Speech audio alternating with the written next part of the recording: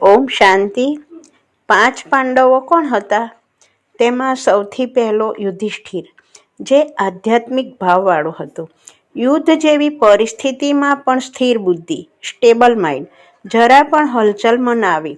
જ્યારે આજની દુનિયામાં જ્યાં વેવરિંગ માઇન્ડવાળા લોકો વધારે જોવા મળે છે, જરા પણ કંઈ પણ થાય હલચલમાં આવી જાય. આ દુનિયામાં યુધિષ્ઠિર જેવા સ્થિર બુદ્ધિવાળા લોકો કેટલા ટકા જોવા મળે છે? ફક્ત 1%.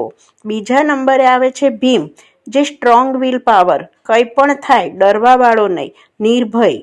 આજની દુનિયામાં જ્યાં માણસોનું કોન્ફિડન્સ લેવલ ખતમ થઈ ગયું છે, એવી દુનિયામાં આજે સ્ટ્રોંગ વિલ પાવરવાળા કેટલા લોકો જોવા મળે છે? ફક્ત 1%. ત્રીજા નંબરે અર્જુન, જે અર્જિત ભાવ રાખે છે, અર્જન કરવાવાળો, એટલે કે ગ્રહણ કરવાવાળો, સારી વાતોનું ગ્રહણ કરવાનું જાણે છે, પોઝિટિવિટીને ગ્રહણ કરે છે.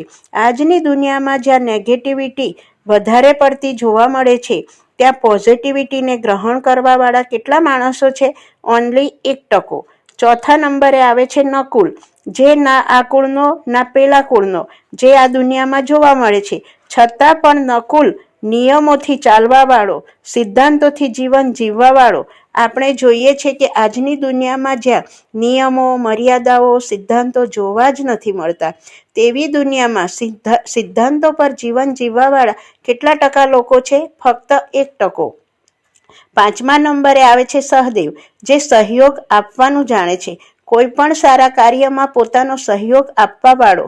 આજની દુનિયામાં સહયોગ આપવાવાળા તો ઘણા છે, પરંતુ સહયોગ આપ્યા પછી એક અપેક્ષા રાખે છે કે મારી નેમ પ્લેટ સહયોગ આપ્યાની જરૂર લાગવી જોઈએ, લોકોને ખબર પડવી જોઈએ, મારું સન્માન થવું જોઈએ, સમાજને પણ ખબર પડવી જોઈએ કે મેં કેટલો સહયોગ આપ્યો છે.